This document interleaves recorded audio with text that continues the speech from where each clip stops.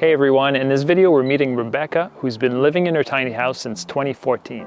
She designed the Keva Tiny House to be 22 feet long, 8.5 feet wide, and 15 feet tall, which is taller than most tiny houses. It has an open concept living space, a clever hideaway ladder, a covered deck, and beautiful woodwork from top to bottom. And the whole build cost about $55,000 Canadian.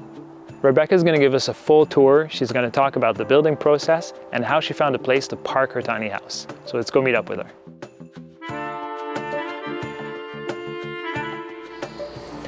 I wanted my own place, I wanted financial freedom, I wanted a place where I could go and come back and always have a home. But then other contributing factors was the cost of renting a home in the Southern Gulf Islands is quite expensive and I couldn't afford it. And I also I like designing things, and so it was also a way to express my creativity. I designed the house. My friend Rudy built the house with the help of a few others, and we worked with each other quite a bit. I like to design, and in my mind works on grid paper, and I'm very straight lined. And Rudy brought in a bunch of the curves that are in the house, and he softened a lot of the corners. So it's a beautiful meld between his love for the organic flow of wood and then my structure. So it worked really well. The cost of the materials cost about $25,000, and I was working very full-time for several years before I had the house built. So I was lucky enough to pretty much pay for the house in cash, and then I can just continue to work. And I did take a small loan from my brother and my mom, so that was helpful. But yeah, so I basically worked my butt off for a few years beforehand and then was able to save a bunch of money.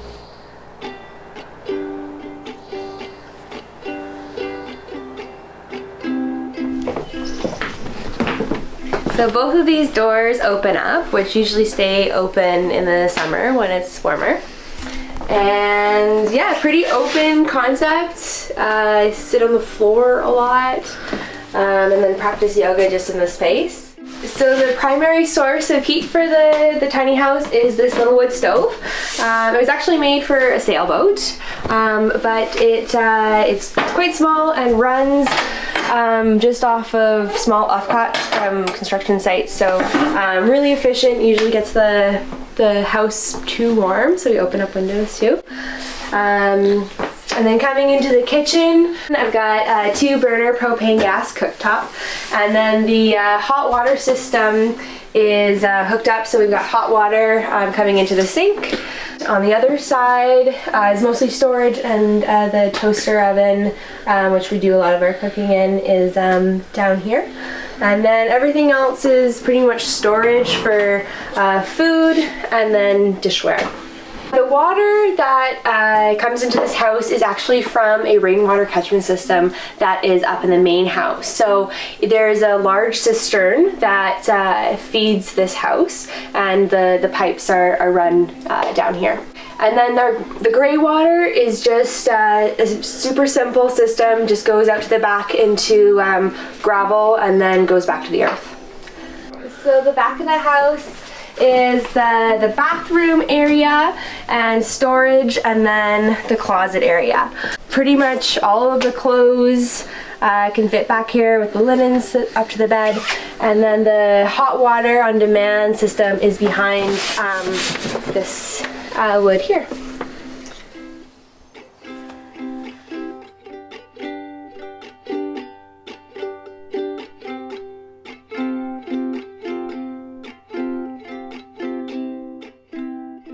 So the shower system, the base is made from a horse trough, and I got this from a farm store for $100 or so, and it's a way for me also able to have like little baths. I would just sit cross-legged, and then I can have a bath. So that was my solution to how to have a bathtub in the house.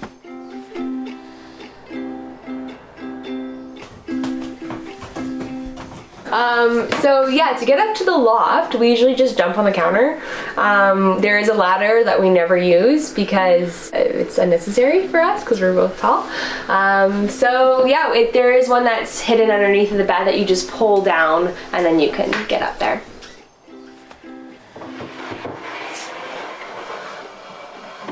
So we decided to go with a traditional loft bed. There's a queen size bed up there with lots of headroom to sit up in bed, and the skylights can prop open, so it's a really easy way to get the skylights open, and there is some additional storage underneath the bed as well. So I'm 5'11", so I wanted to make sure there was enough headroom in the lower area underneath the loft, as well as enough headroom in the bed when you're sitting up. So this design on the trailer and the height of the ceilings allows there to be enough headroom underneath in the loft and then over top when you're sitting on bed as well. Having more headroom in the loft was achieved by the dropped axles on the trailer and having the maximum height of the exterior of the roof. So this is a micro shed that was built a couple years after the tiny house was completed, and it was built by a lot of reclaimed materials. So basically it also serves as a separate guest space for my mom or friends to crash. And then underneath here is storage, and then we have all of our camping and our kayaking stuff in here. So this has been a great solution for us because instead of it being outside in the rain, it's warm and it's inside.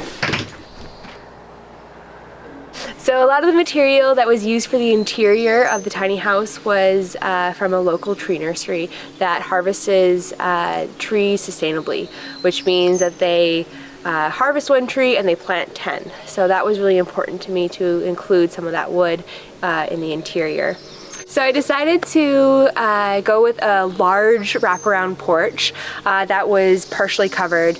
We live in a very wet climate, so it was important for me to have a space to be outside and also be dry and to be able to enjoy the outdoors. So the deck is made in 8x8 pallets, so when disassembled it can be kept in those pallets and then loaded in a truck easily. And then the covered porch roof is a tempered glass, and the glass was salvaged from the sliding glass doors. So each sheet of glass was about $20, and that was from a local glass salvager in the community. The porch was built after the house was here and leveled, and I wasn't sure of the design until it was actually in this space. So working with the outdoor environment, knowing where the sun was on this property was really important to have the maximum amount of sun as well. I built it somewhere else, and at the time I wasn't sure where the house was going to be, and I wasn't sure if it was even going to be on the island. And then the landowners here were, just had dinner with them, and they found out I was building a tiny house. So they're like, well, why don't you move to our land? So it's been a really great relationship with them. I do a lot of work trade for my rent here, so it's a win-win, and I work on the gardens here, so it's great.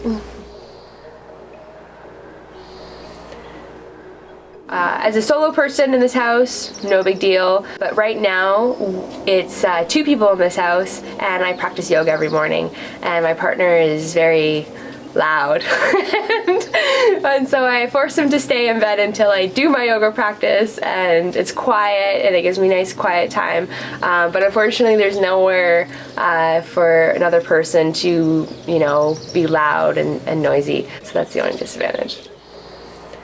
The advantages, there's so many, I could never count them all. Some of my favorites are I don't have to clean that much. I always know where everything is. I don't buy crap that I don't need. I'm very conscious and aware of what food I have, so I don't ever have food that is going rotten. I'm just not buying unnecessary stuff. You can find out more about this tiny house at kevatinyhouse.com. Rebecca also sells plans there if you want to check those out. Please share this video if you liked it. Be sure to subscribe, and thanks for watching.